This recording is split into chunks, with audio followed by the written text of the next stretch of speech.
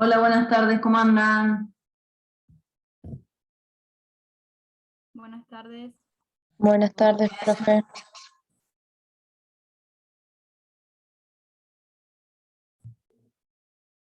Bueno, esperamos 2 minutitos más, igual ya están casi todos. Y me cuentan un poco cómo van, qué temas necesitan que charlemos, si tienen dudas. Yo no preparé ningún tema, así que estoy repaso 100%, porque como tenía repaso no sabía qué tema. No tuvimos clase el miércoles, no nos ¿Ah, avisaron. no tuvieron clase? Nos conectamos y estuvimos 40 minutos más o menos y nos fuimos porque no llegó ningún profe. A ver. Vamos a chusmear a ver de qué se trata. Aquí miro el programa y los temas. Esperen un segundo que muteo así mientras miro. Si no me equivoco, eran los temas la bolilla 9.1 y punto 2 que se tenía que dar.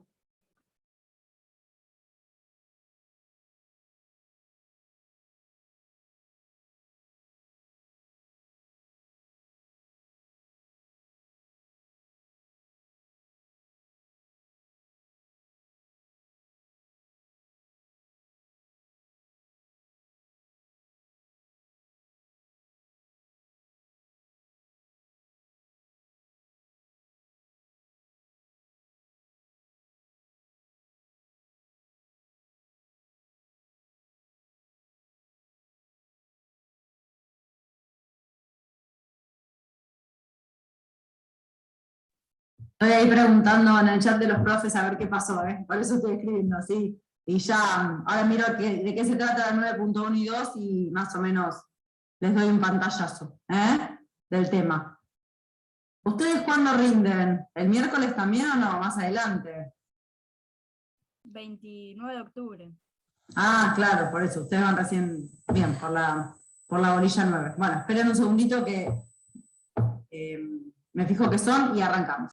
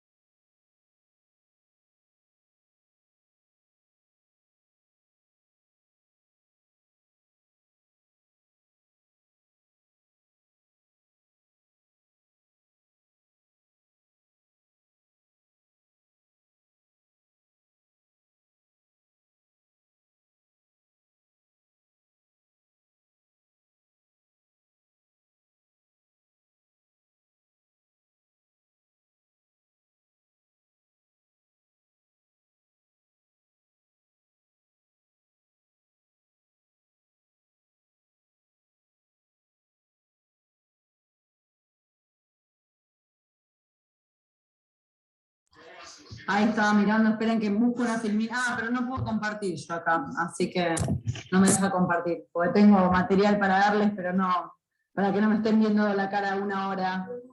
Pero bueno, arrancamos entonces. Estamos, la clase pasada conmigo, por lo menos terminamos de ver lo que eran la forma de incorporarse al pasivo, que era a través de la verificación de créditos, que es este instituto netamente concursal, que permite no solamente la incorporación al pasivo del acreedor, sino también la forma de reconocerle el derecho al acreedor dentro del proceso concursal. Eso es lo que nos marcaba, a través de la sentencia del artículo 36, era quiénes eran los acreedores que en la etapa siguiente estaban obligados, entre comillas, a participar del proceso concursal, pero sí eran los que, a los fines de la negociación y determinación del pasivo, eran los que la sentencia marcaba como cosa juzgada y con los que el deudor debía negociar. Seguramente ya habrán escuchado, pero si bien en la sentencia del 36 el juez reconoce el crédito y el privilegio, no solamente el crédito, sino también el posicionamiento del acreedor dentro del proceso, a los fines de superar el concurso preventivo, el deudor solamente debe negociar con los acreedores quirografarios. Puede negociar con los privilegiados, pero el deber para superar su concurso es de lograr el acuerdo o un acuerdo con las mayorías de ley de los acreedores quirografarios. ¿Quiénes son los acreedores quirografarios? Todos aquellos que hayan sido reconocidos en tal carácter, que no tengan privilegio previsto en la ley. ¿Se acuerdan que les mencioné en alguna parte que los únicos privilegiados reconocidos en la ley son los del 241 y el 246? Si no tengo ese privilegio y no lo peticiono de esa manera, soy acreedor quirografario y debo negociar con el deudor, porque si no logra un acuerdo conmigo, la consecuencia va a ser que ese deudor se va a ir a la quiebra. Fijada la sentencia del artículo 36, comienza una etapa facultativa para el deudor, o una posibilidad facultativa para el deudor, que se desprende del artículo 41, y que es un artículo que refleja este principio de igualdad, que la clase pasada mencionamos un montón, pero que se ayorna a la igualdad de los iguales, ya que se trata de la posibilidad que tiene el deudor de hacer lo que se llama la propuesta de agrupamiento y clasificación de acreedores. Profe, Decime, Dalma. ¿le molestaría repetir a los fines de superar el proceso preventivo solo negociar con los quirografarios? ¿Eso dijo? Sí, solamente debe negociar con los quirografarios y puede negociar con los acreedores privilegiados. Pero ahora vamos a ver qué diferencia hay entre este debe y este puede.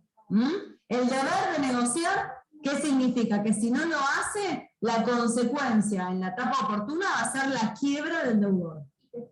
En cambio, el puede significa que podría negociar, pero si no llega a un acuerdo con sus acreedores, en principio no se va a ir a la quiebra. Entonces, puede negociar con los privilegiados, después vamos a ver en qué condiciones y con qué mayorías, pero si no lograra un acuerdo con estos acreedores, no va a tener la consecuencia de la quiebra como sí la tiene en el caso de que no logre el acuerdo con los quirografarios. Por eso, el deber del deudor es negociar con los acreedores quirografarios en la etapa correspondiente, que es en la etapa siguiente. Estamos recién dentro de la etapa, y es una pena que no pueda compartir pantalla, pero dentro de la etapa... Profe, tenías el host, podés compartir pantalla, me parece. ¿Sí? El otro día no podía. Ah, sí, ahora me deja, mirá, gracias. Parezco una señora grande, pero no soy tan grande, les juro. Parezco una anciana con estas cosas, pero esperen, porque así busco la filmina de las etapas del concurso, y así nos posicionamos en la línea y es más sencillo entender dónde estamos parados.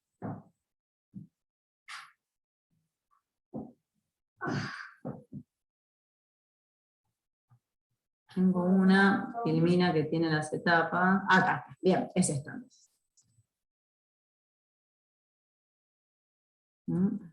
Vamos. Acá. Ahí ven todos, sí, ¿no? Ahora sí, vamos a ponerle en modo presentación desde el actual. Bien. Entonces estamos. La clase pasada nos quedamos acá, en la sentencia verificatoria. Aquella sentencia que lo que determinaba era quiénes son los acreedores y quiénes no son acreedores. A los fines del avance de la etapa siguiente, se consideran acreedores verificados y declarados admisibles. Son sinónimos, a los fines de ser considerados como estos sujetos con los cuales se debe negociar en la etapa siguiente. Esa sentencia habíamos mencionado rápidamente, porque nos agarró sobre el final de la clase, que era inapelable, pero que era susceptible de determinados recursos previstos en la ley, que eran la revisión, si se trataba de una sentencia en términos de admisibilidad e inadmisibilidad, y que era una acción de dolo, si se trata de una sentencia en términos de verificación.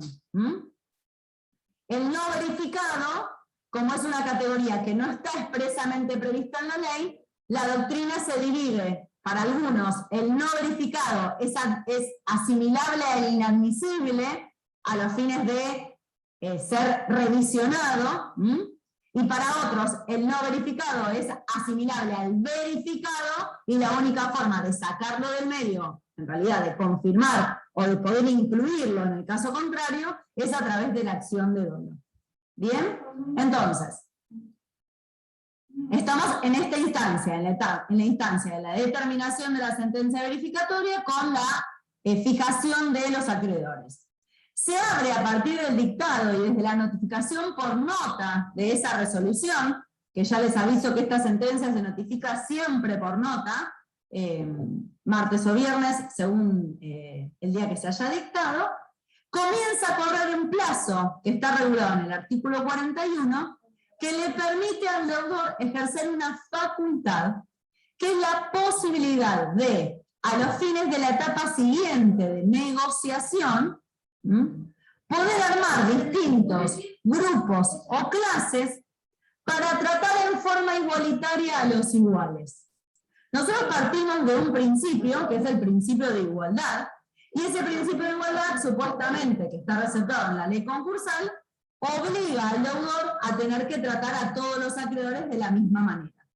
Pero vimos que no todos los acreedores son iguales, porque ya de hecho la misma ley reconoce privilegios para algunos, y también la ley reconoce preferencias para otros, que los vamos a ver en la etapa de quiebras, pero si bien todos los acreedores concurren al mismo proceso y de la misma manera, que es a través de la verificación, después tienen distintas posiciones dentro del proceso. Entonces se habla que la igualdad, como principio concursal, es una igualdad de los iguales.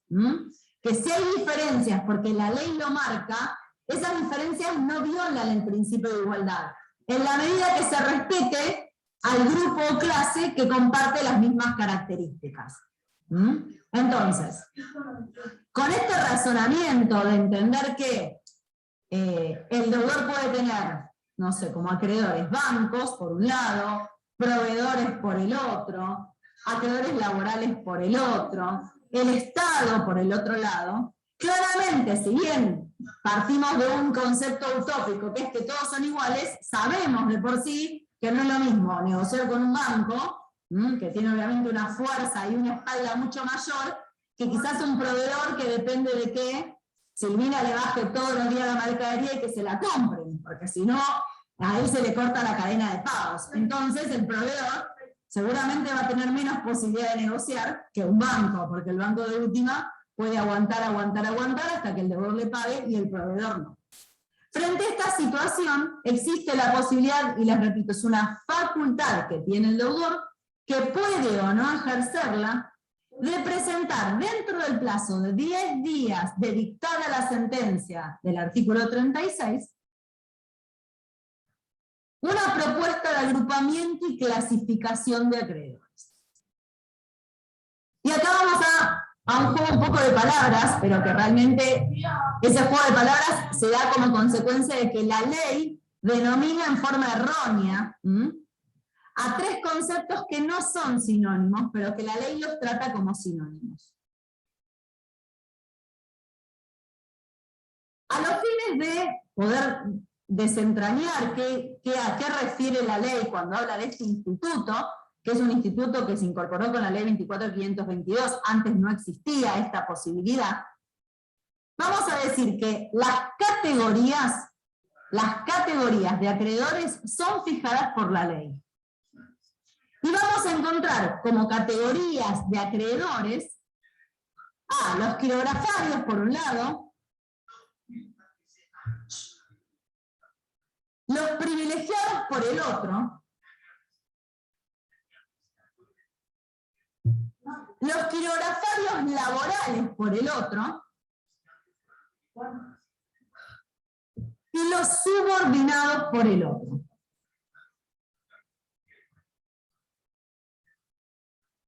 Es decir, que si nosotros tenemos que mencionar las categorías de ley, deberíamos decir que en principio la ley determina 4 categorías que yo les agrego. Esas 4 categorías son las mínimas previstas en la ley, y son las categorías de las que el juez no se puede apartar, porque como les decía recién, son categorías legales.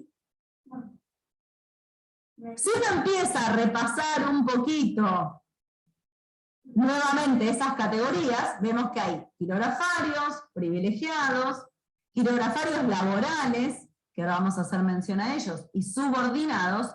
Podríamos inferir que con los únicos que tienen la obligación, que recién decíamos, de negociar, es con los quirografarios. ¿Por qué? Porque los quirografarios laborales, si bien si existieran, hay que negociar con ellos porque son quirografarios de por sí, es muy raro que existan créditos laborales quirografarios. O sea, por la naturaleza del crédito, casi todos los créditos laborales son privilegiados. Entonces, si bien pueden existir en la práctica, casi todos los créditos laborales son privilegiados. Entonces, si nosotros repasamos las categorías mínimas, la ley en un punto resulta media contradictoria, porque por un lado le da la facultad al deudor de formar categorías, en realidad respetar las categorías mínimas, ahora vamos a ver cómo funciona, para después en la etapa siguiente poder negociar, pero en realidad con el único que tendríamos que tener algún tipo de reparo son con los quirografarios, porque con los privilegiados arrancamos la clase diciendo que no tenemos obligación de negociar. Entonces, ¿qué sentido tiene formar una categoría de la cual después no voy a tener obligación de negociar? La ley utiliza en forma, como si fueran sinónimos, categoría, grupo o clase. Y les vuelvo a repetir, las categorías sería el universo de acreedores, que son quirografarios, privilegiados, quirografarios laborales y subordinados. Y eso no lo puede manejar el deudor, eso viene por ley. O sea que las categorías sí o sí están fijadas por la ley. Lo que puede hacer el deudor a través de esta propuesta de agrupamiento del artículo 41 es formar dentro de cada categoría grupos o clases para tratar dentro de la categoría quirografarios, por ejemplo, a los distintos grupos o clases en forma diferenciada. La ley trata en forma igual el término categoría, el término agrupamiento y el término clasificación. Y en realidad son 3 cosas diferentes. La categoría, les repito, es este universo de acreedores que es indisponible por el deudor, porque es una posición que le marca la ley a un grupo de acreedores dentro del proceso, y que sí o sí el deudor y el juez deben respetar. Entonces yo no podría mezclar categorías, no podría meter en una misma categoría acreedores quirografarios y privilegiados, porque ahí estaría violando la igualdad. La categoría es el universo, el grupo, no el grupo, el universo, no quiero decir grupo porque en realidad es el subarmado dentro de la categoría. El universo de acreedores con los cuales tengo que negociar. Entonces, supongamos, ya que puedo usar,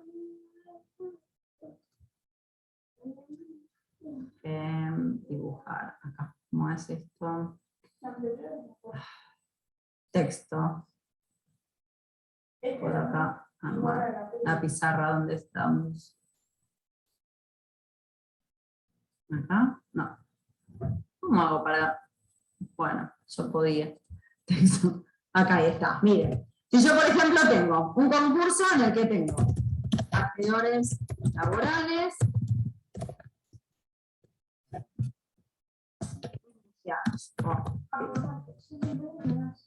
acreedores quirografarios, y dentro de los quirografarios,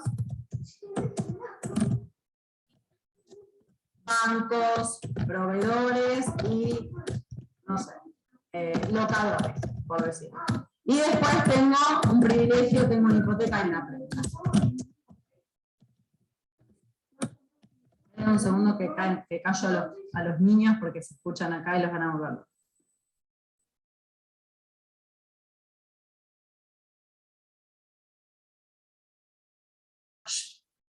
Entonces, si yo analizo este esquema, acá estaríamos con las 3 categorías. Categoría acreedor laboral, no, esta no. Supongamos que este fuera quirografario.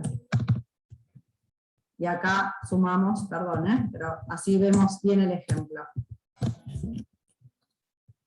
Tendría 3 categorías, supongamos, acreedores laborales quirografarios, acreedores quirografarios y privilegiados, que dentro de privilegios tengo hipoteca, prendas y laborales. O sea, en eso la ley no distingue, dice categoría. ¿Qué es esta facultad que tiene el deudor? El deudor tiene la facultad, a los fines de negociar en forma diferenciada en la etapa siguiente, es a estos fines la clasificación y agrupamiento, poder dentro de cada categoría armar grupos o clases. Es decir, hacer una propuesta de agrupamiento o clasificación de acreedores. Grupo o clase son sinónimos, pero es un segmento de acreedores dentro de la categoría. Entonces, ¿de qué manera se esquematizaría una propuesta de agrupamiento y clasificación? Que dentro de la categoría quirografarios, el deudor diga, grupo A, bancos, grupo B, proveedores, grupo C, locadores, grupo D, mayores a 100.000 pesos. ¿Cómo hace esa propuesta de agrupamiento y clasificación? Debe usar criterios de razonabilidad y tener en cuenta la naturaleza del crédito. Y esto es una facultad reservada al deudor, porque el deudor es el único que puede saber qué quiere ofrecer en la etapa siguiente. Él es el que va a negociar. Entonces, la ley le fija las categorías, pero el único que puede hacer propuesta de agrupamiento o clasificación es el deudor, porque es lo que le va a marcar el sentido de la negociación en la etapa siguiente. ¿Se dan cuenta cómo funciona? Entonces, esta posibilidad de agrupar o clasificar importa, me quedó ahí grabado, perdón, hice lío, importa, ahí está, esperen que vuelvo, ahí está. Ahora sí, perdón, Importa, entonces, la posibilidad de que el deudor, ya determinado su pasivo, diga, bueno, en la etapa siguiente, en la etapa del periodo de exclusividad, que es la etapa resolutiva de negociación, yo voy a separar a los acreedores en distintos grupos o clases para poder negociar en forma diferenciada. ¿Cómo lo hace? Con una propuesta por escrito, en base a criterios de razonabilidad y naturaleza del crédito, respecto de la cual se va a generar una sustanciación con todas las partes involucradas en el proceso. Que ahora vamos a ver cómo se hace esta sustanciación. ¿Y qué pasa si el juez no está de acuerdo con esta propuesta? Porque la intención de estas propuestas no es lograr que se neutralice a un acreedor. Porque si se permitiera, supongamos, mezclar sin estos criterios de razonabilidad, el deudor podría decir, bueno, meto a Rocío y a Dalma junto con Abril, porque sé que Abril me va a votar a favor y es la mayoritaria en cuanto a capital, a Dalma la convenzo, a Rocío la pisé, le pisé la voluntad. ¿Por qué? Porque no la necesito de ninguna manera para lograr la conformidad. Después vamos a ver qué tipos de conformidades se necesitan. La intención, en cambio, no es esa, es lograr que todos estén tratados de forma igualitaria dentro del grupo o clase al que pertenecen. Afines a todos tienen más de 100.000 pesos, todos son proveedores, todos son bancos, todos son entes del Estado. Cosa de que todos, al momento de emitir su opinión sobre la propuesta de acuerdo que hace el deudor, estén en situación de paridad. Y si el juez no aceptara, después de este mini proceso que se abre, que ahora vamos a ver cómo funciona, no va a poder el juez modificar estos grupos o clases. El deudor propone, todos opinan, y el juez va a resolver dos posibles soluciones. O decir, sí, lo que propone el deudor es razonable, y a los fines de la etapa siguiente, la negociación va a ser con tales acreedores, que van a ser grupo A, tales, grupo B, tales, grupo C, tales, o qué va a decir directamente el juez. No apruebo lo que dice el deudor, formo la categoría acreedor quirografario. O sea, va a meter a todos en la misma bolsa. ¿Y eso qué va a implicar? Que el deudor en la etapa siguiente no va a poder hacer propuestas distintas a los distintos acreedores, sino que va a tener que hacer la misma propuesta para todos. Lo que supone que si uno no arma con detenimiento esta estrategia, puede que lo lleve a la quiebra a su cliente, al deudor.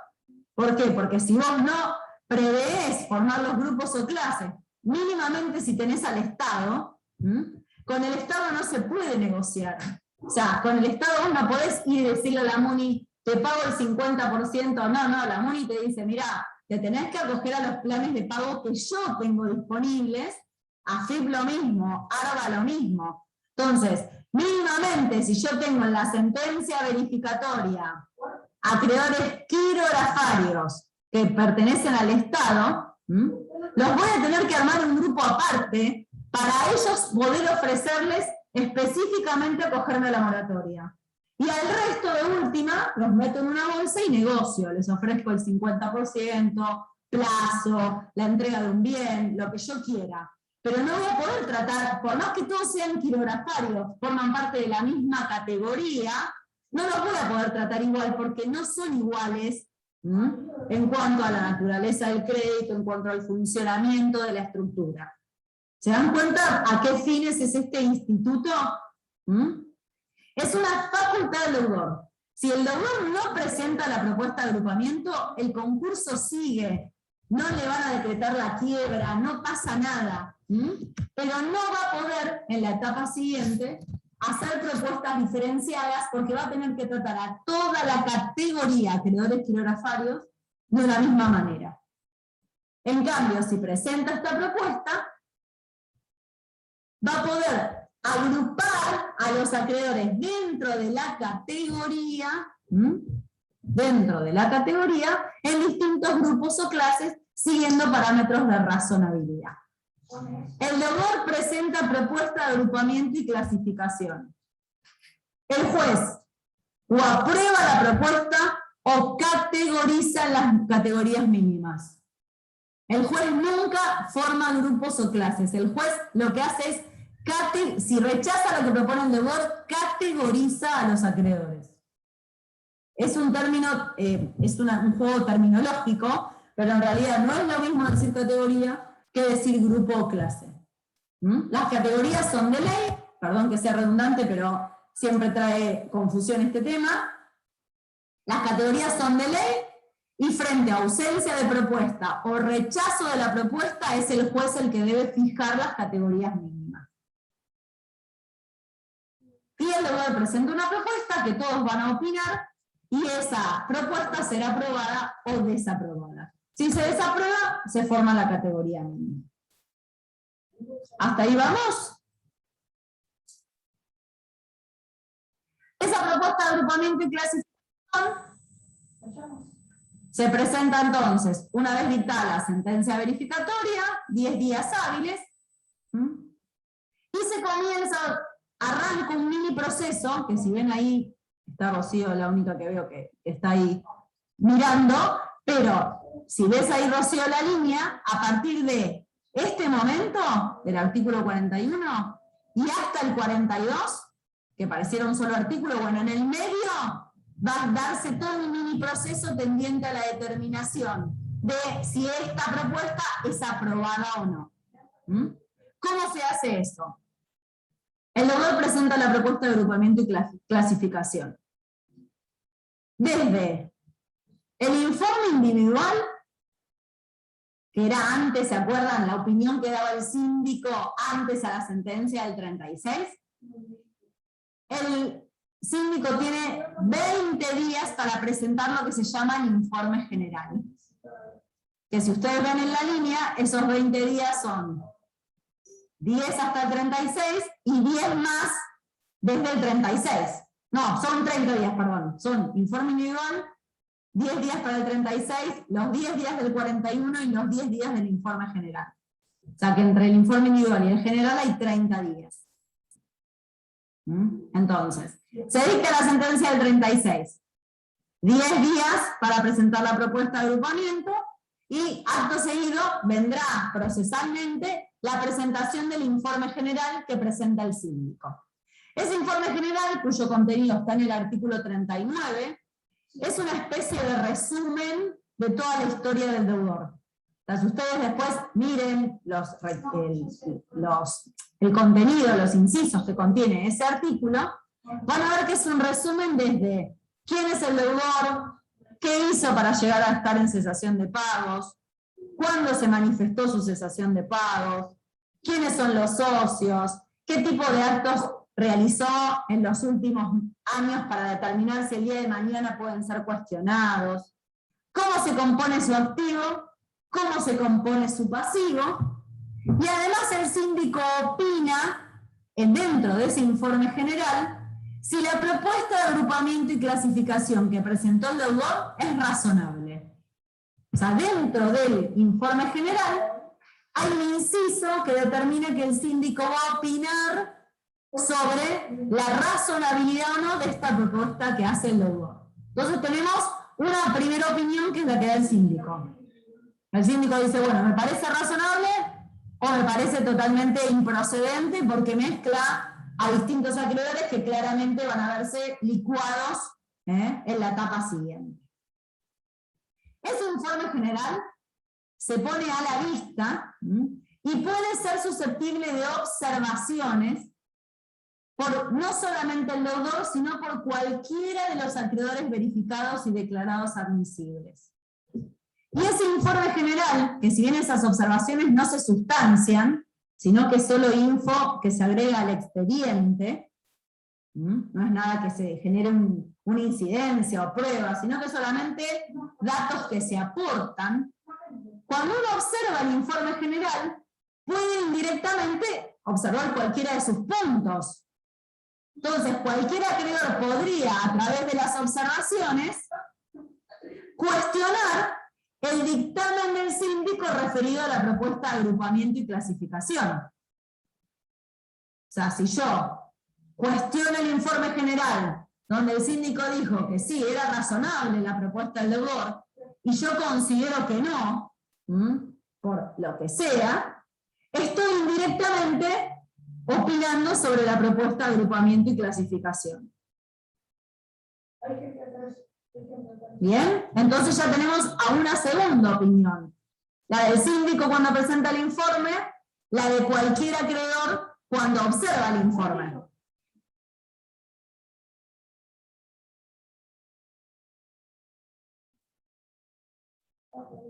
Como toda cuestión concursal, sabemos que requiere, yo la semana pasada les dije, la verificación es pedido del acreedor, opinión del deudor, dictamen del síndico, resolución del juez.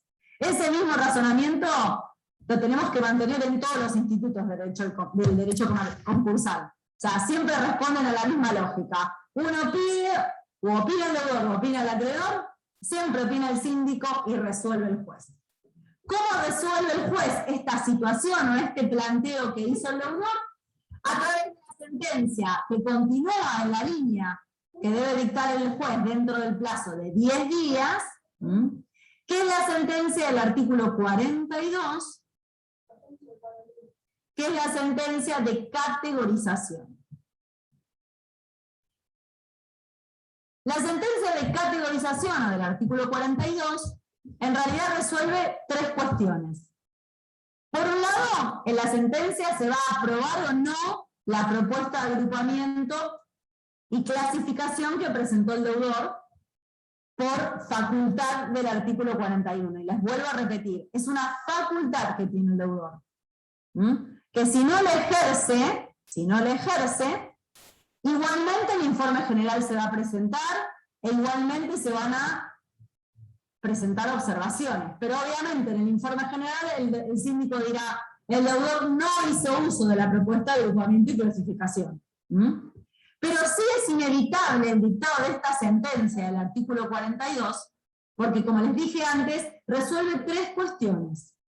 Por un lado, en la sentencia del artículo 42 se van a determinar las categorías o clases de acreedores según haya hecho o no uso el deudor de esa facultad. ¿Y qué va a contener esa sentencia? Va a determinar cada categoría, quiénes están incluidos en la misma, y si el deudor hizo una clasificación, la clasificación correspondiente con los acreedores que están contenidos en la misma, pero con detalle de cada acreedor y el monto de cada acreedor. O sea, va a decir, categoría quirografario, clase A, Banco Francés 1 millón de pesos, Banco Río 500.000, Banco Provincia 2 millones. Clase B, dentro de la misma categoría, proveedores, La Serenísima 1 millón, Sancor, estoy diciendo pavadas, 2 millones, y así sucesivamente. ¿Y por qué necesitamos que esta sentencia sea tan detallada en cuanto a las categorías y las clases? Porque es lo que te va a marcar en la etapa siguiente con quiénes negociás. No solo para el deudor, saber quiénes son los acreedores con los que va a tener que ponerse a hablar para lograr la conformidad, sino también el resto de los acreedores con quienes compiten. Una cosa es saber que yo soy Silvina, Rocío y Dalma, y otra cosa que seamos nosotras 3 y que haya 10 acreedores más. Entonces obviamente nuestro poder de presión va a ser menor, porque la expectativa de cobro puede bajar, quizás ya vamos a saber cuál es el activo del deudor, porque el síndico lo informó en el informe general, entonces podemos estimar, bueno, todos estos acreedores, si se va a la quiebra y tiene este activo, bueno, ¿hasta dónde puedo ceder? Si me ofrece 50, lo presiono un poco y le digo que no porque sé que puede más, o sé que el 50 es su techo, y si le digo que no, se va a la quiebra y no cobro nada. Todo ese razonamiento, uno lo puede hacer si tiene la información a disposición. ¿Y qué información vamos a tener? Todo el resumen de la historia del deudor en el informe general, y determinados quiénes son los acreedores, por categoría o por grupo o clase, si el deudor hizo ese agrupamiento y clasificación. ¿Bien?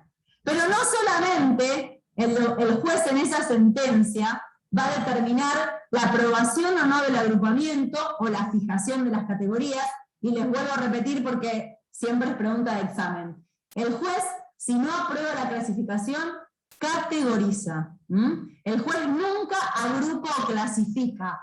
El juez lo que hace es aprobar la propuesta de agrupamiento o clasificación. Pero si no la aprueba, el juez lo único que puede hacer es categorizar. Que no es otra cosa que fijar las categorías que la ley dispone en el artículo 41. Pero en esa sentencia, además, el juez va a disponer la formación del comité de control, que sería el provisorio, que continúa al formado en la sentencia de apertura, y que es el que va a controlar la etapa de negociación.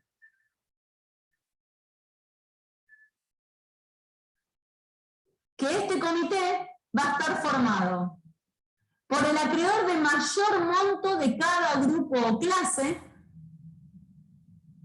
si es que se formó el agrupamiento o clasificación, y se van a sumar trabajadores al trabajador que ya estaba designado en la sentencia de apertura.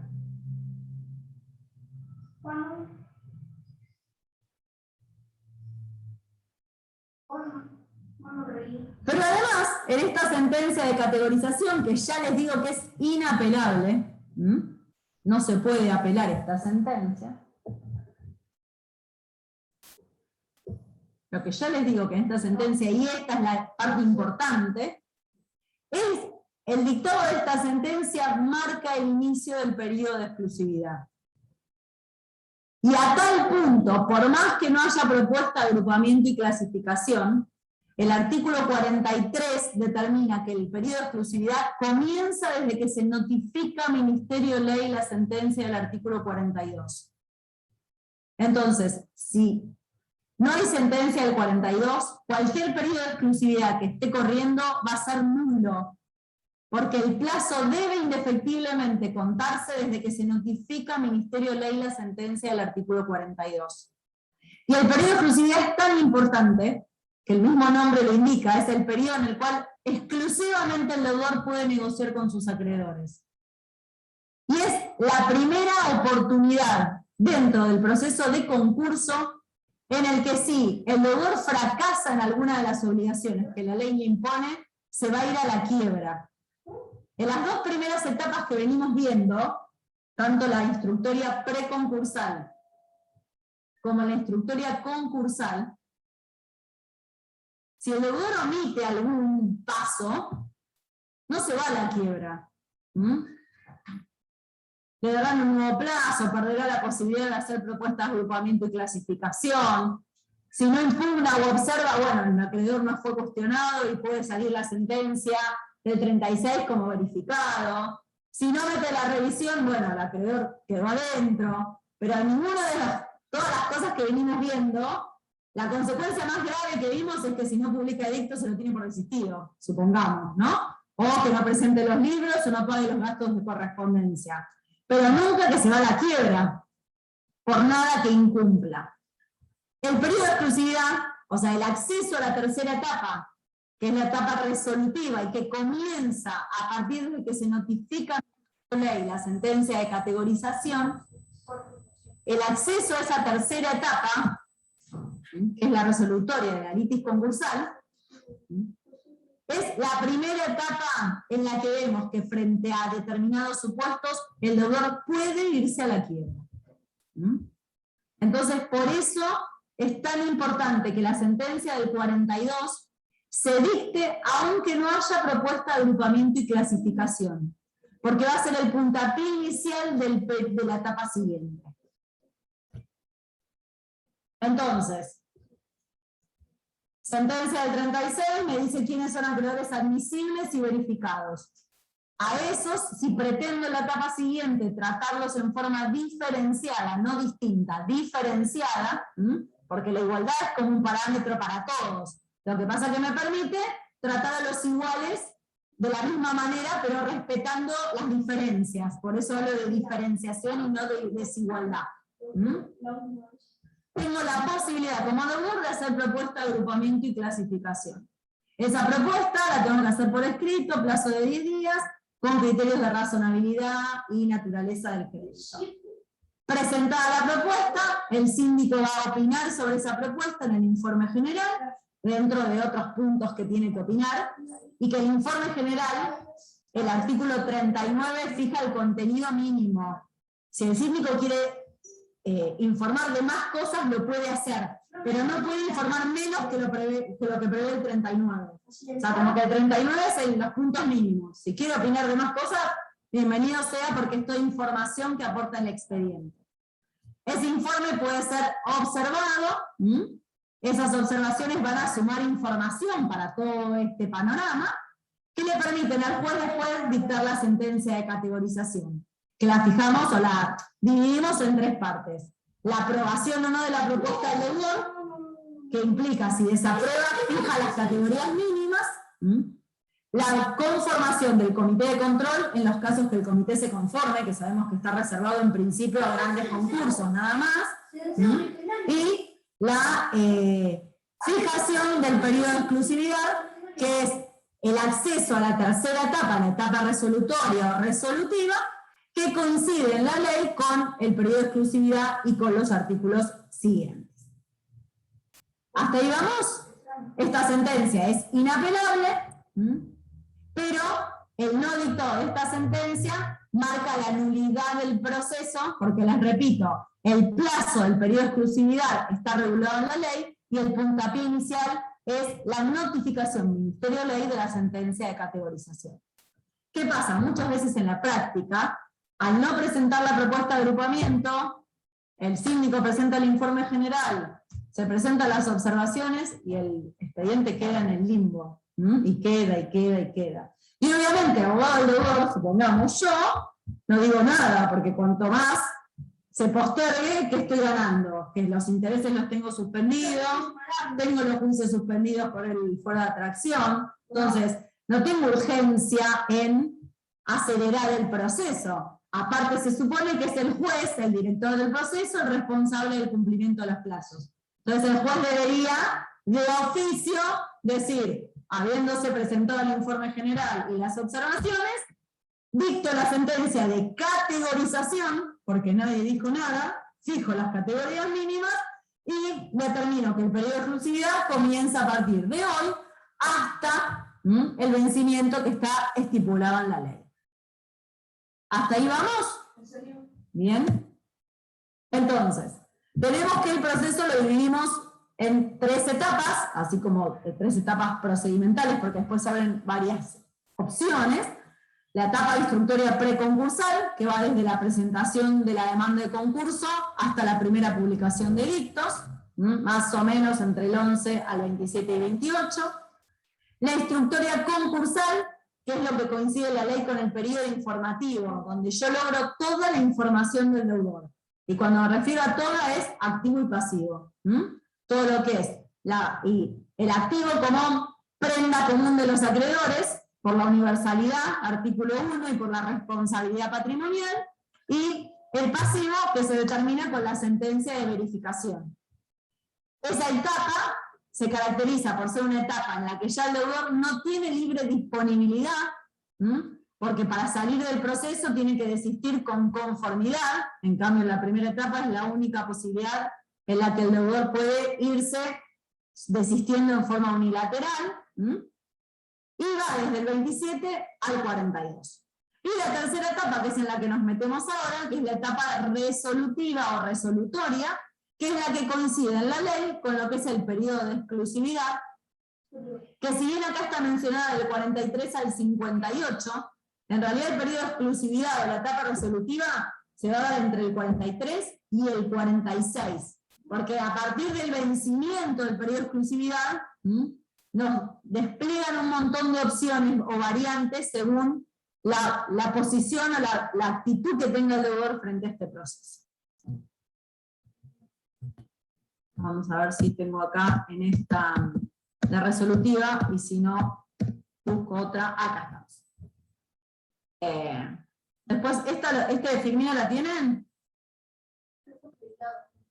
Porque si no la tienen, se las hago llegar ahora por el chat. Bien, entonces, déjenme ver un minutito, si no me estoy yendo de tema, pero por lo menos tenemos hoy periodo de exclusividad. No, perfecto, seguimos. El 9.1 y 9.2 incluye todo eso. Perfecto. Disculpen. Entonces, habíamos visto que se dictaba la sentencia del 42, se determinaba el periodo de exclusividad. Ese periodo de exclusividad por ley en principio va a durar de 90 días hábiles a 120 días hábiles, según la cantidad de acreedores y la complejidad del proceso. 90 o 120 que lo fijan el juez, y que se computa, les repito, desde la notificación Ministerio de la resolución del artículo 42. En esta etapa, básicamente el deudor tiene que hacer dos cosas. Por un lado, es hacer una propuesta de acuerdo. Es decir, manifestar en el expediente qué es lo que va a ofrecer. Pero también dentro del mismo plazo, estos 90 o 120 días hábiles, que terminan siendo más o menos 6 meses, con alguna prórroga que siempre uno logra, no solamente tiene que hacer la propuesta, sino también que tiene que lograr que los acreedores le presten la conformidad. Entonces, al expediente va a tener que llevar el acuerdo cerrado, en el sentido de decir que ofrece y los acreedores darle el ok.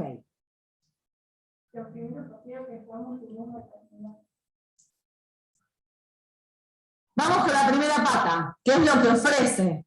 ¿Qué es lo que puede ofrecer y cómo debe ofrecerlo? A esos fines está el artículo 43, que regula lo que se llama la propuesta de acuerdo.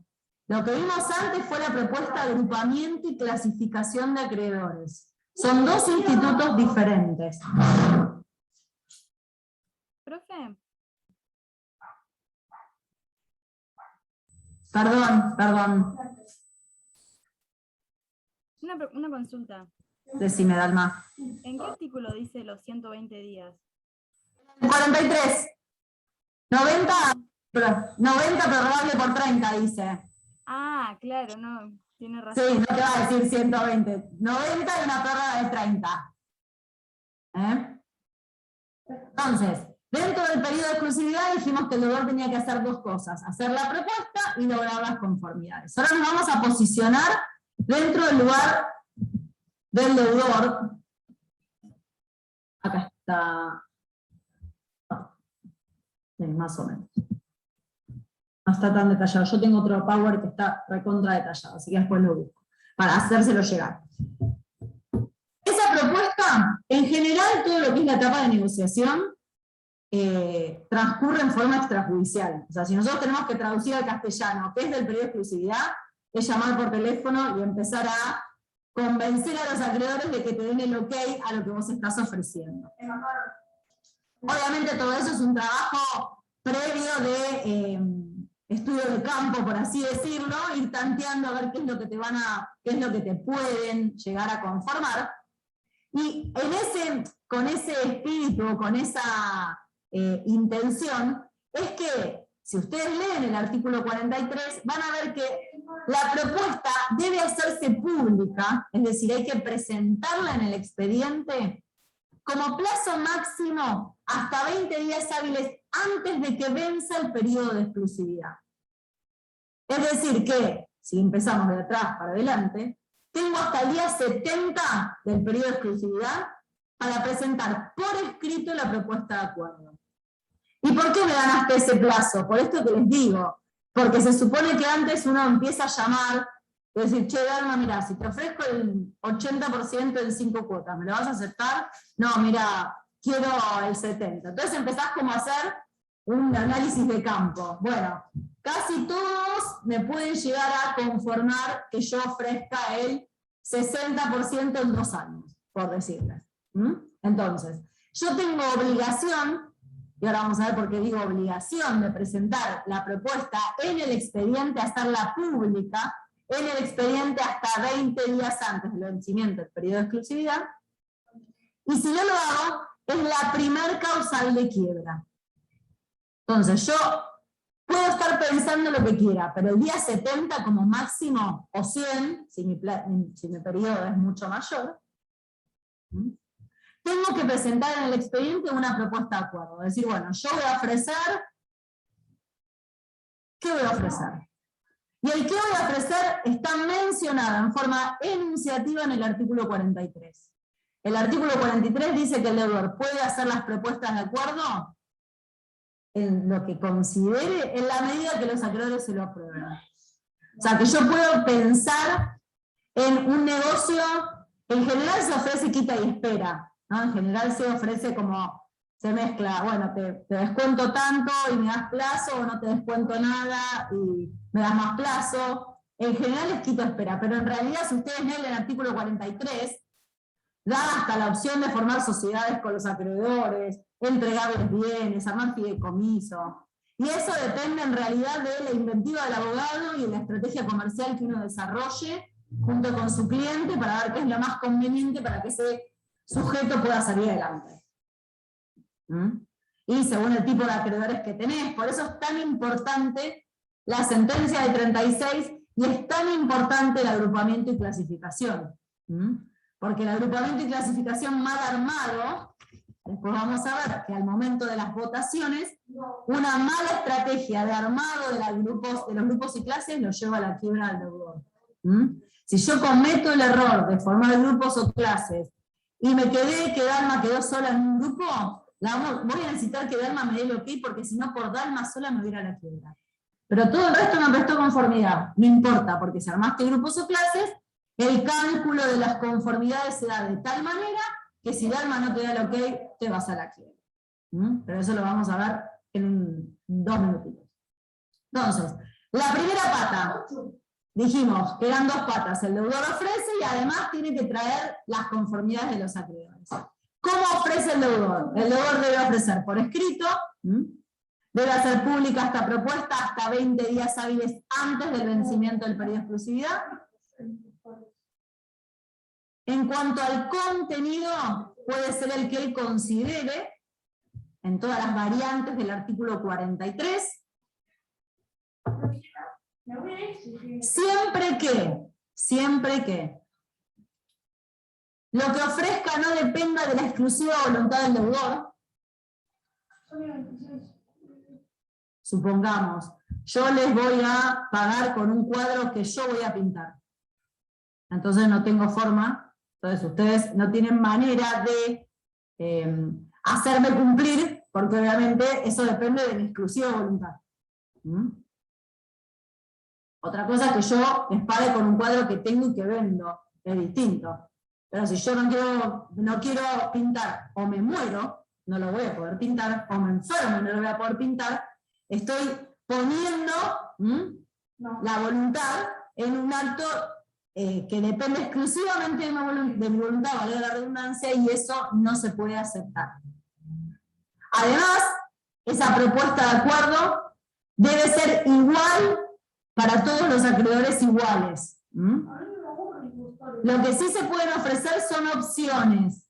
Es decir, bueno, opción 1 es, o no opciones, alternativas, ¿entendés? Bueno, opción 1 es pagarles el 100% pero a 5 años. Opción 2 es el 80% pero a 4 años. Opción 3, el 70% en 2 años. Es toda la misma propuesta, pero con opciones. Pero obviamente esas opciones se las doy a todos de la misma manera.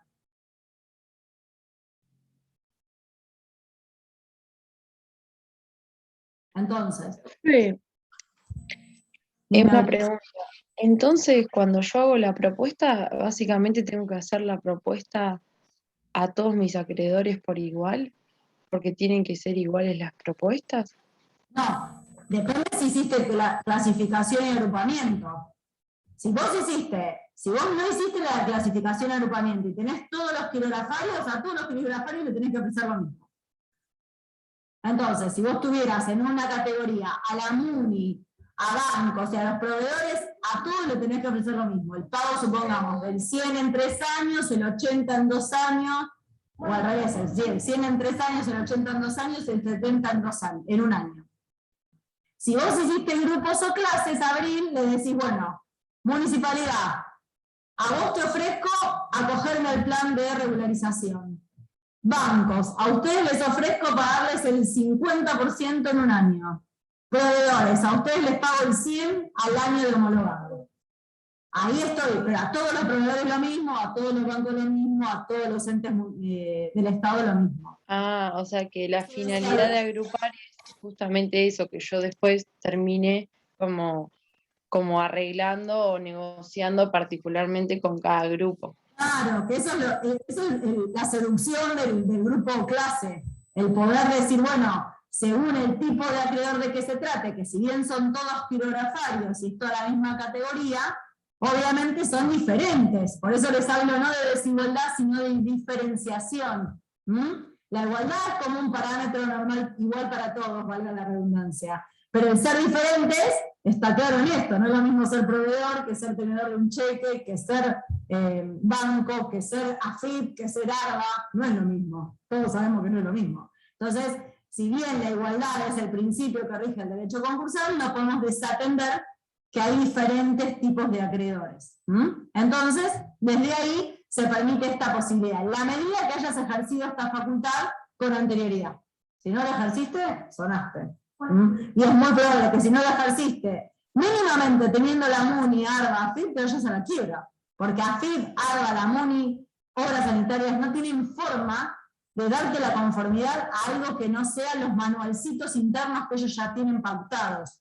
Porque obviamente ningún funcionario del gobierno, de estos entes en realidad, tiene facultades para decir, bueno, sí, a Dalma le condono parte de la deuda. No, todos tenemos como el mismo librito frente al Estado. Entonces, la propuesta de acuerdo debe presentarse por escrito hasta 20 días hábiles antes del vencimiento del periodo de exclusividad. ¿Yo la puedo presentar el día 2 de inicio del periodo de exclusividad? Sí. Y la puedo modificar las veces que quiero. Hasta la realización de la audiencia informativa, que ahora la vamos a ver, no me quiero adelantar. Debo hacerla pública entonces 20 días hábiles judiciales antes del vencimiento del periodo de exclusividad, si no es causal de quiebra, y la puedo modificar las veces que quiera hasta la realización de la audiencia informativa, que se realiza 5 días hábiles antes del vencimiento del periodo de exclusividad. Que ahora vamos a ver de qué se trata. Esta propuesta, como... Sí, Perdón, una pregunta. por favor. ¿Con hacerla pública significa tengo que publicar edictos con esa propuesta o la presento en el expediente? Solo la formalizás, la escribís y la presentás en el expediente. El juez la va a poner a la vista y eso ya implica que todos los acreedores que forman parte del expediente toman conocimiento formal de lo que estás ofreciendo. ¿Bien? Gracias. Si no lo haces, la consecuencia es la primer causal de quiebra prevista dentro de la ley concursal para un concurso preventivo. Ya no va a ser concurso preventivo, sino que va a ser quiebra indirecta. Entonces, esa propuesta es por escrito, las pautas de igualdad, la posibilidad de alternativas, que no dependa de la voluntad exclusiva del deudor, pero además esa propuesta debe contener 2 puntos más. Debe contener el régimen de administración y disposición que ofrece el deudor durante la etapa de cumplimiento del acuerdo. O sea, el deudor tiene que manifestar en la propuesta, bueno, yo les voy a pagar entregándoles un tractor. Bueno. Pero igualmente solicito seguir inhibido, no voy a disponer de mi patrimonio, solamente pido que me levanten la inhibición para darles el tractor. Estoy diciendo un ejemplo, Y la administración de los negocios los va a seguir en cabeza mía. O la administración va a seguir en cabeza mía, pero a través de el empleado que ejerce las funciones de administración, que es Abril. Entonces tengo que proponer un régimen de administración y disposición para que los acreedores sepan cómo le voy a cumplir, de qué manera yo, mientras dura la etapa de cumplimiento del acuerdo que estoy hoy prometiendo, voy a hacer honor a esa propuesta. Y el otro punto, que forma parte de esta propuesta, es tengo que hacer una propuesta de quiénes van a conformar el comité de control definitivo, que va a ser el comité de control que va a reemplazar al que está actuando ahora. El que está actuando ahora, vieron que lo designamos con la sentencia del 42. Dijimos que en esta oportunidad, voy para atrás, para buscar el... Acá habíamos dicho que con la sentencia de categorización fijábamos la conformación del comité de acreedores comité de control, provisorio. Cuando yo hago la propuesta de acuerdo, tengo que proponer quiénes van a conformar el comité de control definitivo, que va a ser el que va a controlar el cumplimiento del acuerdo. Todo eso conforma la propuesta de acuerdo del deudor.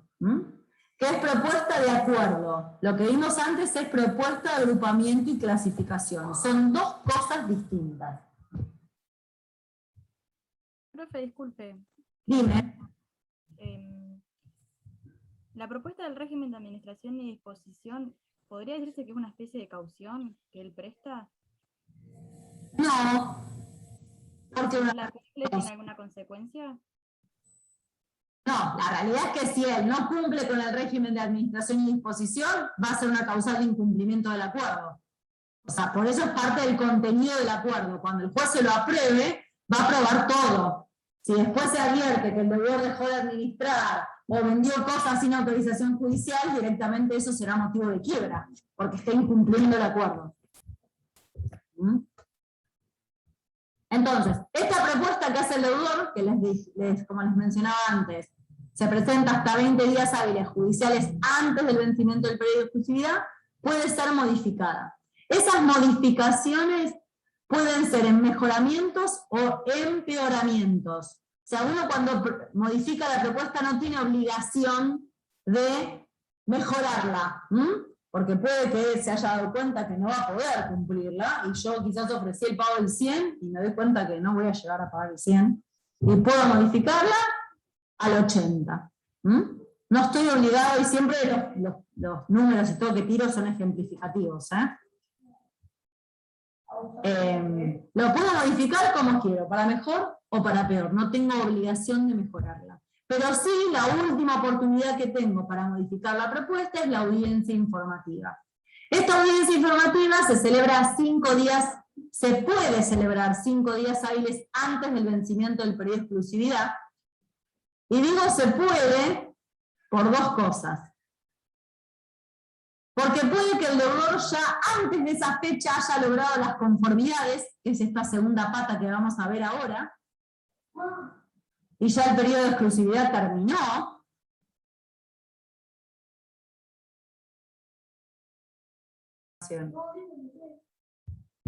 Puede que no se celebre porque el deudor ya logró salir antes del periodo de exclusividad porque logró el acuerdo, o bien porque no se hace, porque no se hizo, y no invalida el proceso. Porque como el nombre lo indica, la audiencia informativa, la finalidad que cumple es que el deudor informe el avance de las negociaciones con sus acreedores. Esa audiencia se lleva adelante del síndico, el juez, el secretario, pueden ir los trabajadores, los miembros del comité y los acreedores que deseen. Si se hace o no se hace, no se invalida el proceso. Pero sí, la hora fijada para la audiencia es el límite máximo para modificar las propuestas de acuerdo. O sea, llegaron a las 10 de la mañana, que era la hora fijada para la audiencia. No se hizo por lo que sea, el proceso sigue igual, pero hasta las 10 de la mañana podría haber modificado las propuestas. No lo hice, cualquier modificación obviamente no se va a tomar como válida. Esperen un segundo.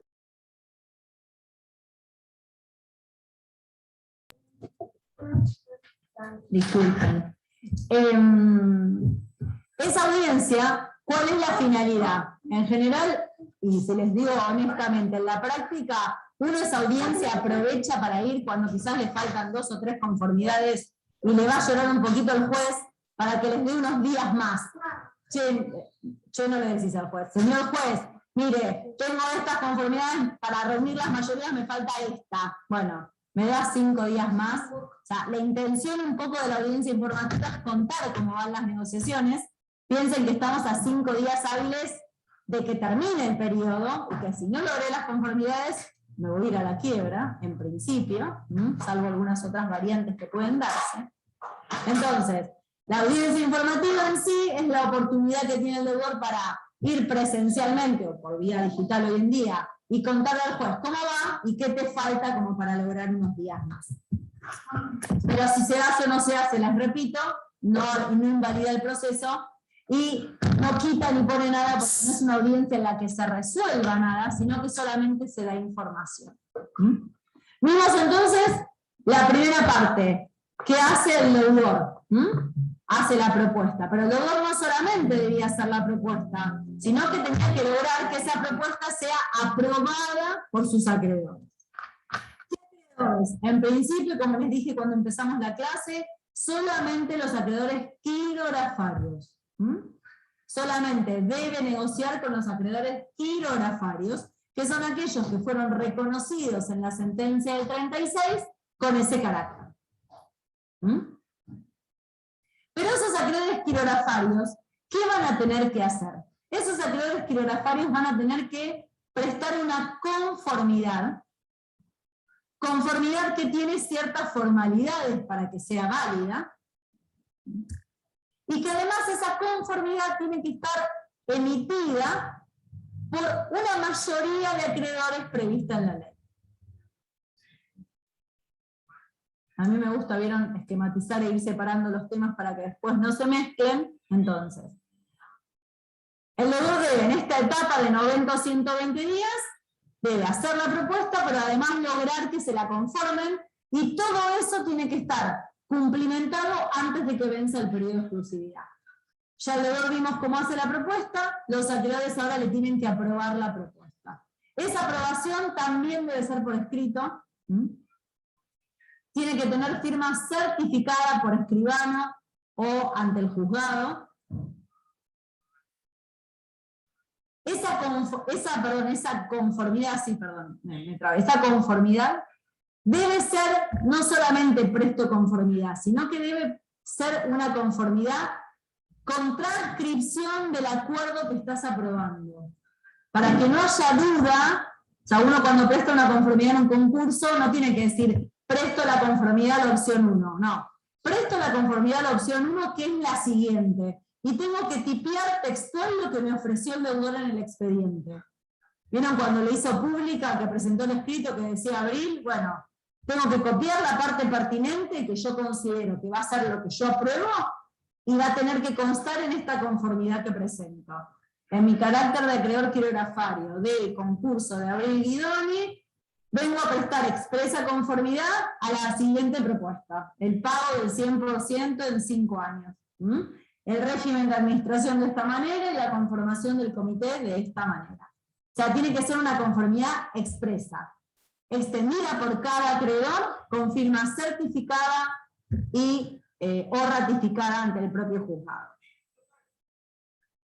Esa conformidad tiene que estar emitida por todos los acreedores quirografarios, verificados o declarados admisibles. Los privilegiados que hayan renunciado a su privilegio, que serían los autorizados a votar. Y no debe tenerse en cuenta la conformidad de los acreedores excluidos que están mencionados en el artículo 45. O sea, hay acreedores que por más que voten, esos votos no se consideran porque por ley están excluidos. El cónyuge, los ascendientes, los descendientes, los consanguíneos en segundo grado, si no me equivoco, el cesionario en el último año antes de la presentación en concurso.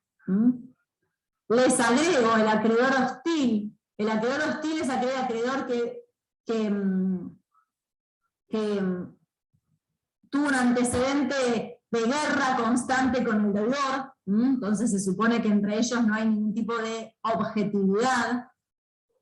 Y también les agrego que es jurisprudencia aplicable hace años, que los acreedores fiscales no necesitan prestar la conformidad de esta manera, por escrito y con firma certificada, y que está suplida acompañando el acogimiento al plan de regularización. O sea, si yo hoy tengo como acreedores a la AFIP, a ARBA y a la MUNI, es muy probable que no logre que la AFIP me preste la conformidad como necesito, con el texto y la firma certificada, pero si presento las constancias de que la AFIP me aceptó el acogimiento al plan vigente, ya eso suple la conformidad. ¿Hasta ahí vamos? Conformidad No entonces. entiendo lo de la FIP, profe. Que no entendí lo de la FIP. Claro, eso igual no está en la ley, es todo jurisprudencia y criterio doctrinario, pero en los casos de entes fiscales nacionales o provinciales, municipales, nacionales o provinciales, cuando son entes en los que no te pueden emitir la conformidad por un tema de estructura o de organigrama administrativo, la no conformidad de esos acreedores no te va a generar la quiebra, porque si vos acompañás la constancia que te acogiste al plan de regularización, si vos le acompañás la moratoria que te habilitó la FIP o te habilitó la MUNI respecto de la deuda concursal, eso suple la conformidad. ¿Entendés? O sea, es muy probable que la MUNI sí te da la conformidad, pero ARBA y AFIP no te dan la conformidad. O sea, tenés que armar un expediente administrativo dentro de AFIP y ARBA, acogiéndote a los planes, y esa constancia la acompañás en el expediente y para el juez eso ya es conformidad. Por más que no sea la conformidad que está prevista en la ley. Profe, y si no te llegan a dar el ok para el acogimiento al plan, ¿vos te vas a quiebra? Claro, si no te da las mayorías que ahora vamos a ver, te vas a la quiebra. Si son quirografarios, si no son quirografarios, no.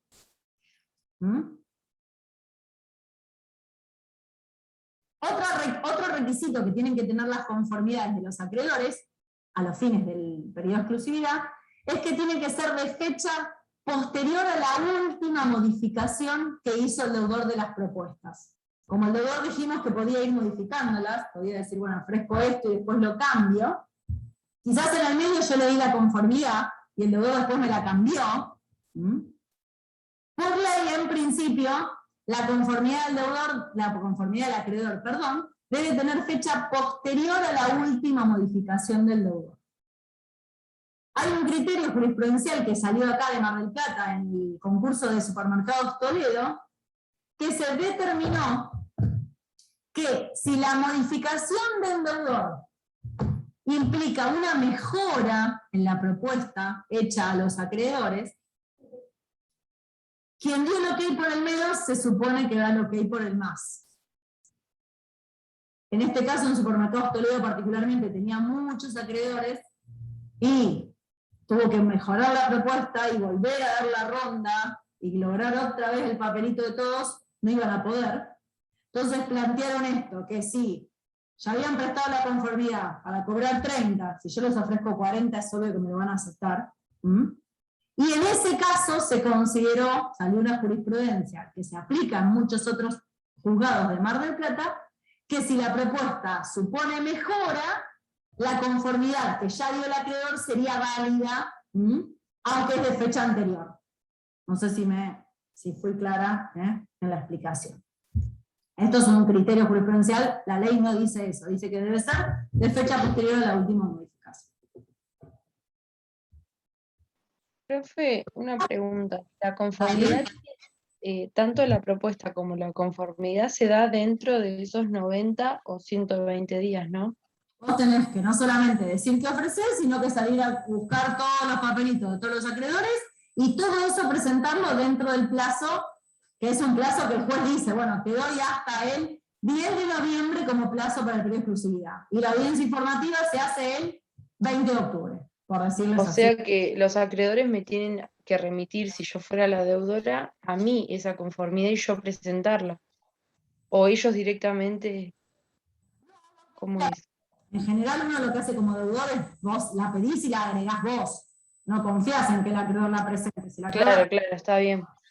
El acreedor la presentó mejor, te quedás tranquilo. Pero en realidad, si no la agregás vos, o sea, en realidad, les digo cómo funciona en la práctica.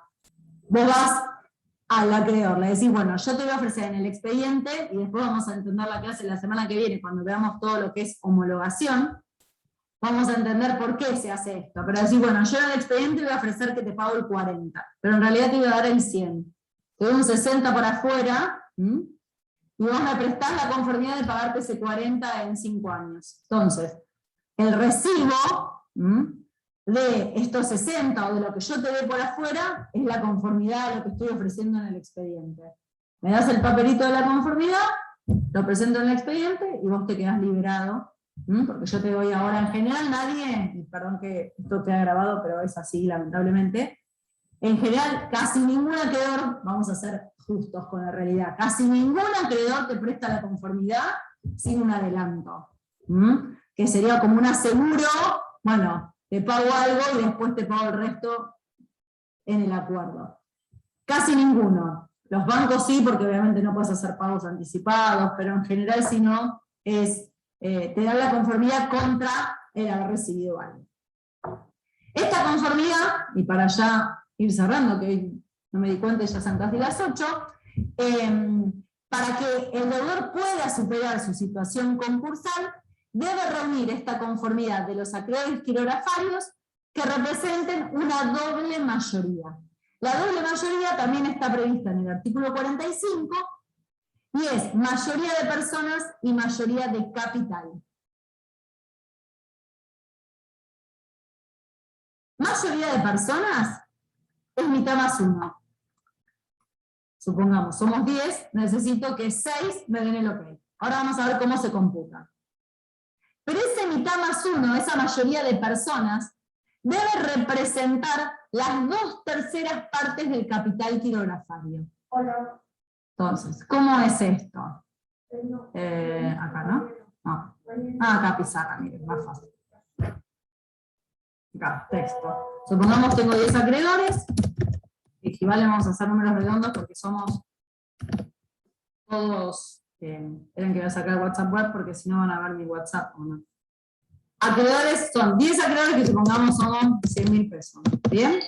Tienen que prestar, uy, perdón, que me aparecen. ¡Ay! Bueno. Ay, ¿cómo esperen? Ya no ven, ¿no? Mi pantalla no. Ah. No, profe, tranquila que no vemos nada. Ay, a ver si me dicen cualquier cosa, ¿qué pasa? Ustedes están ahí, queda todo grabado. Mi novio quedó retractado ahí. Volvemos acá. 10 acreedores que son de 100.000 pesos. ¿Qué significa la doble mayoría? La doble mayoría, hoy, ahí está. La doble mayoría significa que necesito mitad más 1 de personas, serían 6, pero esa mitad más 1 de personas deben representar las 2/3 partes, 2/3 partes del capital, es decir, el 66,6%. Entonces, no solamente, si supongamos, tengo 10 acreedores, siempre hablando de los quirografarios. ¿Quirografarios cuáles? Los que pueden votar, es decir, aquellos que no están excluidos por ley. Para hacer la cuenta tengo que tener solamente el universo de acreedores quirografarios en condiciones de votar, que son los verificados y declarados admisibles, que no estén excluidos por ley de votar, y que se hace una doble mayoría, mitad más 1 de personas, pero esa mitad más 1 de personas debe representar el 66,6% del capital. Es decir, deberían representar peso 66,666,66. O sea, puede que me hayan prestado conformidad 6 acreedores, pero no me prestó la conformidad un acreedor mayoritario y no logro juntar esta doble mayoría. Supongamos que quizás el capital que junté es de 50.000 pesos. Tengo los 6 acreedores, pero no son el 66,6, no logro la doble mayoría. Esta doble mayoría, ¿cómo se computa? Tenemos que hacer una diferencia. Si estamos en categoría acreedores quirografarios, o si clasifiqué.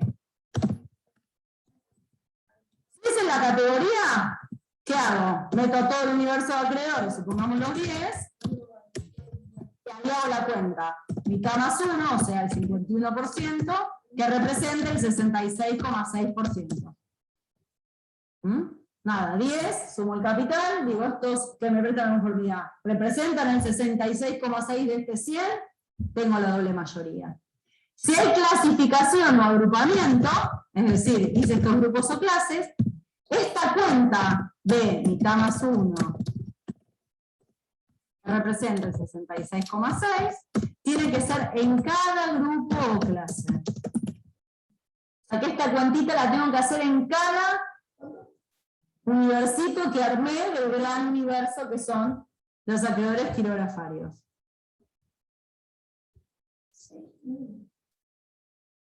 Por eso la estrategia de, y siempre les menciono, sin tener en cuenta a los excluidos, sin tener en cuenta el acreedor hostil y sin tener en cuenta al Estado, que tiene un régimen particular de votación. ¿Qué comenta? No de votación, sino de forma de exteriorizar su voluntad.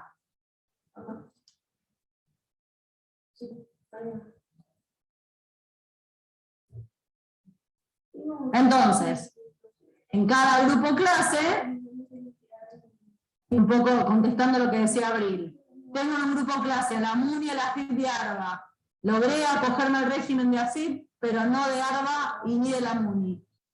Tengo 3, necesitaba mínimo 2, ya me voy por ese grupo o me voy a la quiebra. Si no me permiten meterme en el plan. Tengo un grupo de 4 acreedores en el cual uno está mi cónyuge. Por más que ella me preste la conformidad, su voto no va a valer.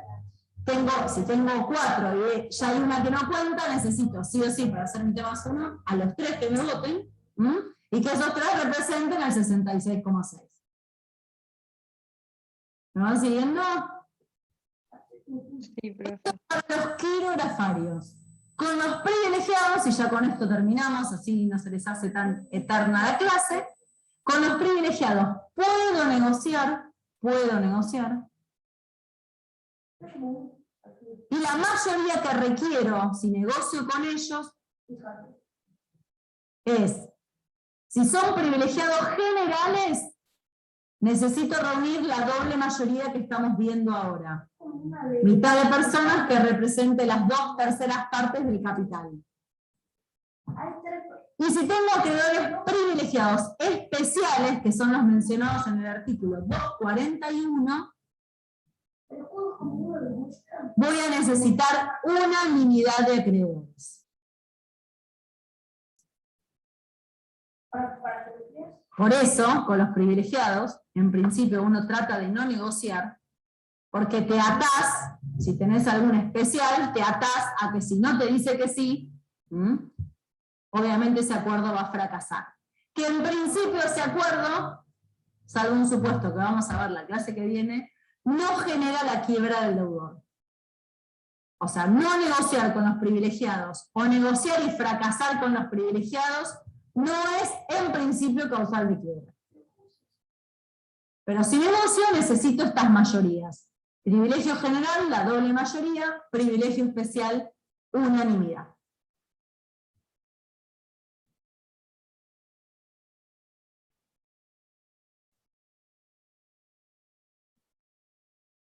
Bueno, los maté hoy. Siempre los digo, no sé qué darles y termino hablando un montón, pero bueno, la idea es ayudarlos. Así que, bueno, creo que nos vemos de nuevo la semana que viene. Cualquier duda me van consultando, quedo a disposición, no sé si tienen alguna duda. Sé que es un tema bastante complicado porque bueno, hay muchos detalles terminológicos que pueden generar confusión, pero de última, léanselo y me avisan si les genera duda o necesitan material o algún resumen. Tengo de todo, así que se los puedo hacer llegar. Profe, Dime. pregunte tanto, pero aprovecho. No, por favor. Cuando reúne las mayorías, usted dijo que supera y no llegué a notar lo que supera. O sea, no supera el concurso en general porque falta el cumplimiento del acuerdo, en todo caso. ¿Qué es lo que supera el no llevado a la quiebra? O sea, en ese momento va a poder pasar a la etapa siguiente, que sería que le aprueben ese acuerdo y lograr el cumplimiento. Si no llegara en esta etapa, no logra las mayorías o no logra hacer el acuerdo, indefectiblemente se va a ir a la quiebra. Entonces ya dejamos de lado, no supera el concurso, entra en un proceso nuevo que es liquidativo.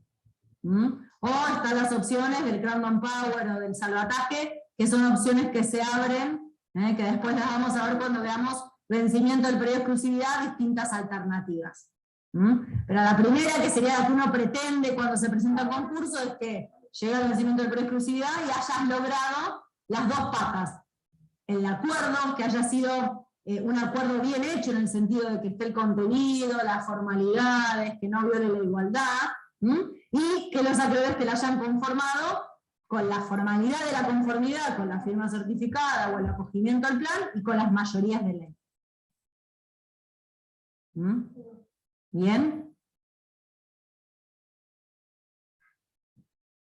Bueno, no tienen ninguna otra duda, los libero y las libero y nos vemos en cualquier momento. Que tengan un lindo fin de. Hasta luego. Gracias, profe. Chao.